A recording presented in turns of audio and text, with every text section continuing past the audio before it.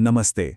तो आरसीसी यानी reinforced concrete construction की परीक्षा को कैसे क्रैक किया जाए, आज हम उन 10 सबसे ज़रूरी सवालों का निचोड़ देखेंगे जो इस एग्ज़ाम में सफल होने के लिए जानना बेहद ज़रूरी है। हाँ, आरसीसी का सिलेबस वाकई में बहुत बड़ा है ना। अक्सर ये कन्फ्यूजन होता है कि कहाँ से शुरू करें, क्या पढ़ें, क्या छोड़ें, और ये एक बहुत ही आम परेशानी है, लगभग हर स्टूडेंट को होती है। पर फिक्र की कोई बात नहीं, अब समय है इस सारी कंफ्यूजन को कॉन्फिडेंस में बदलने का। हमारे पास एक एकदम फोकस्ड 10 पॉइंट का एक्शन प्लान है जो तैयारी को एक सही दिशा देगा और हमें सफलता के बहुत करीब ले जाएगा। तो चलिए शुरू करते हैं। किसी भी एग्जाम में कामयाबी के लिए बेसिक्स का मजबूत होना सबसे जरूरी है। आरसीसी में भी कुछ ऐसे कोर कॉन्सेप्ट्स हैं जो हर सही जवाब की बुनियाद होते हैं। आइए पहले इन्हें समझते हैं। तो पहला टर्म है अंडर रीइंफोर्स्ड सेक्शन। अब इसका मतलब क्या है? देखिए, बहुत सिंपल है। जब लोड बढ़ता है तो कंक्रीट के टूटने से पहले स्टील खिंचना शुरू हो जाता है। ये एक तरह की वार्निंग है, मतलब स्ट्रक्चर में दरारें दिखने लगती हैं। इसे ही हम डक्टाइल फेलियर कहते हैं और यही वजह है कि इसे एक सेफ डिजाइन माना जाता है। अब इसके ठीक उल्टा सोचिए, वो है ओवर रीइंफोर्स्ड सेक्शन। यहां क्या होता है? स्टील से पहले कंक्रीट ही जवाब दे जाता है और बूम, अचानक बिना किसी वार्निंग के सब टूट जाता है। ये एक बहुत ही खतरनाक सिचुएशन है जिसे ब्रिटल फेलियर कहते हैं और डिजाइन में हमेशा हमेशा इससे बचा जाता है। और फिर इन दोनों के बीच एक थ्योरेटिकल सिचुएशन आती है, बैलेंस्ड सेक्शन। यहां स्टील और कंक्रीट दोनों एक साथ बिल्कुल एक ही समय पर अपनी लिमिट तक पहुंचते हैं। अब सुनने में तो ये बड़ा अच्छा लगता है, बैलेंस्ड, पर असल में डिजाइन कोड्स इससे भी बचने की कोशिश करते हैं। क्यों? क्योंकि हम हमेशा चाहते हैं कि फेलियर सेफ हो, मतलब डक्टाइल हो, ब्रिटल नहीं। चलिए अब आगे बढ़ते हैं आरसीसी डिजाइन की दो सबसे बड़ी फिलॉसफीज पर, वर्किंग स्ट्रेस मेथड यानी WSM और लिमिट स्टेट मेथड यानी LSM। इन दोनों के बीच का फर्क समझना एग्जाम के लिहाज से बहुत बहुत जरूरी है। पहले बात करते हैं WSM की।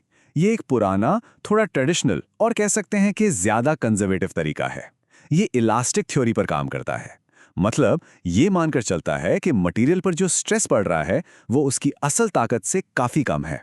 मतलब हम बहुत ज्यादा सेफ साइड लेकर चल रहे हैं और इसीलिए इसमें मटेरियल की स्ट्रेंथ पर एक फैक्टर ऑफ सेफ्टी लगाया जाता है।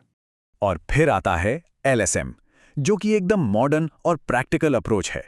ये मटेरियल की अल्टीमेट स्ट्रेंथ, मतलब उसकी आखिरी हद तक की ताकत को ध्यान में रखकर डिजाइन करता है।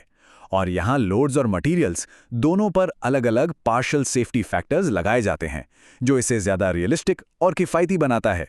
तो एक नज़र में देखें तो WSM का फोकस है इलास्टिक बिहेवियर और सर्विस लोड्स पर, जो इसे काफ़ी कंजर्वेटिव बनाता है, जबकि LSM का फोकस है अल्टीमेट स्ट्रेंथ और अल्टीमेट लोड्स पर।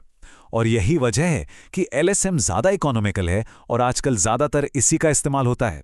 ठीक है, थ्योरी तो समझ आ गई, पर अब सबसे बड़ा सवाल ये है कि प्रैक्टिस किस चीज़ की करें, मतलब अपना कीमती समय कहाँ लगाएं जिससे मैक्सिमम मार्क्स मिल सकें। अगर पिछले कुछ सालों के पेपर्स को उठाकर देखें तो एक बहुत ही क्लियर पैटर्न नजर आता है।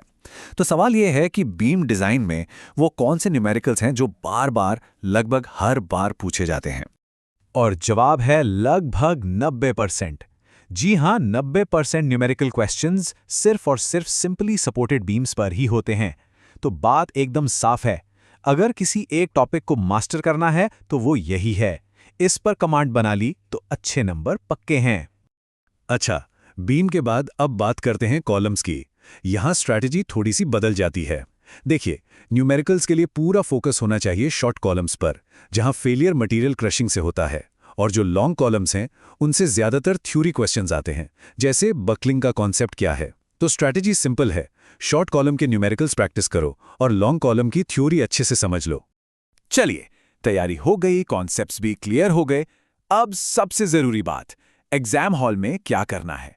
यह है आपकी फाइनल लास्ट मिनट चेकलिस्ट जो बहुत काम आएगी। ये एग्जाम डे का गेम प्लान है, इसे ध्यान से सुनिए। रूल नंबर 1, पहला सवाल ऑलमोस्ट हमेशा WSM का न्यूमेरिकल होता है, गलती से भी LSM मत लगा देना। दूसरी बात, न्यूमेरिकल्स के लिए अपना पूरा जोर सिंपली सपोर्टेड बीम्स और शॉर्ट कॉलम्स पर ही लगाना है।